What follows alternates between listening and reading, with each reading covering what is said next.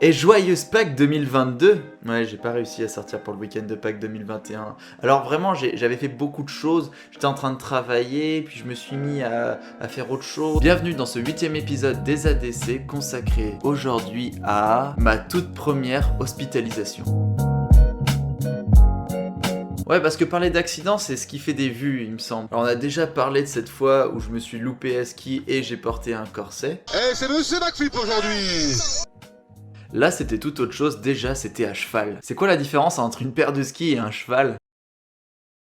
Bah, le ski, il a des fixations.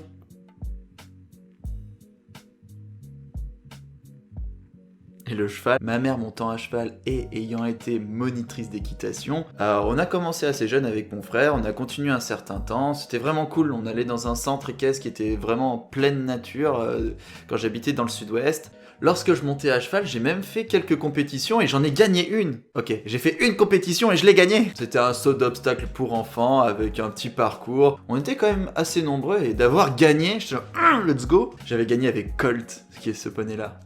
Et d'ailleurs sur cette photo, on peut voir que j'étais en train de pleurer. Et on parlera peut-être un jour de ce sujet-là qui réfère un petit peu à ma combativité.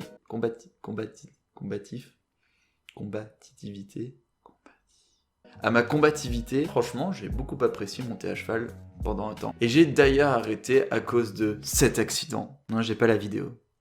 Non. C'était un dimanche matin, il était un peu pluvieux, quoique peut-être juste grisonnant, et il y avait des flaques dans la carrière. Une flaque quoi, rien de plus. Et en me mettant au galop, au bout de 2-3 tours, pas très réveillé, le cheval fait un genre de refus face à une flaque, se lève, et moi, j'étais pas trop prêt à ce moment. Je me suis dit, non, t'étais bien les 4 fers en bas, c'était bien ça à la base. Je me retrouve complètement déstabilisé et désarçonné, mon pied droit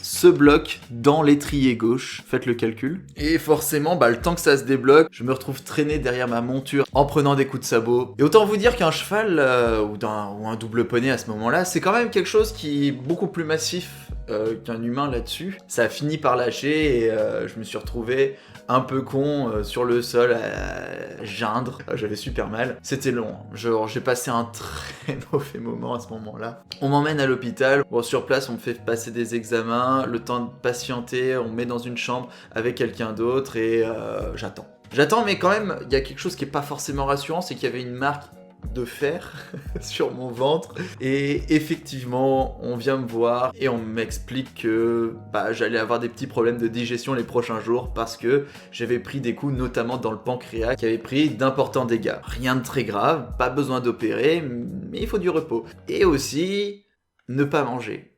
Je veux bien qu'on m'explique que je dois pas manger, mais je ne comprends pas comment. La résolution de l'affaire arrive très vite. La perfusion. La quoi? C'est un petit tuyau qu'on va te planter dans la main et qu'on va te nourrir à base d'eau et de sucre. Et je sais pas trop combien de temps je vais passer, et le lendemain on m'explique que j'allais forcément passer au moins une semaine ici, sous perfusion. Mais la faim quand même elle se fait sentir, donc il y avait certaines choses petit à petit qu'on pouvait me donner. Le matin, un yaourt. Le midi et le soir, j'avais un super bouillon d'eau et de sel, c'est tout, et un yaourt. Vous l'aurez compris, à l'hôpital, j'avais vraiment faim. Et il y avait ce truc qu'on avait en blague un peu avec ma mère. Ma mère venait souvent, j'étais super bien encadré toute la semaine déjà par tout le corps médical hospitalier pédiatrique que cœur, vous êtes des gens géniaux. Sauf que ma mère quand même avait le droit, elle, de manger quand même, heureusement.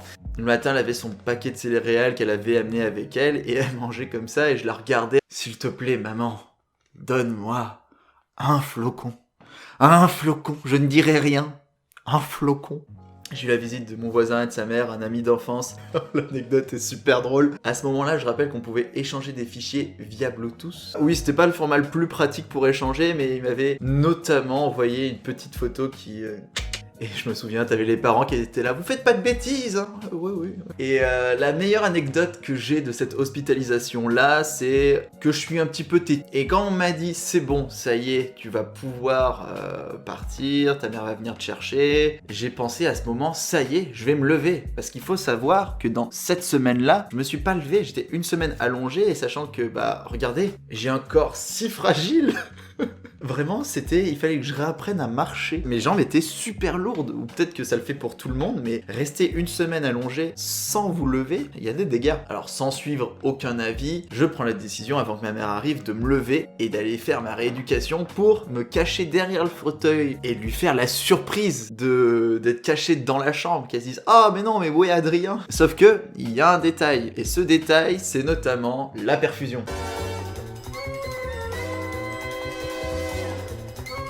Tu peux pas le cacher.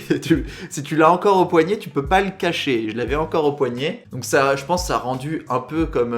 vous voyez Jean Dujardin d'OSS 117.2.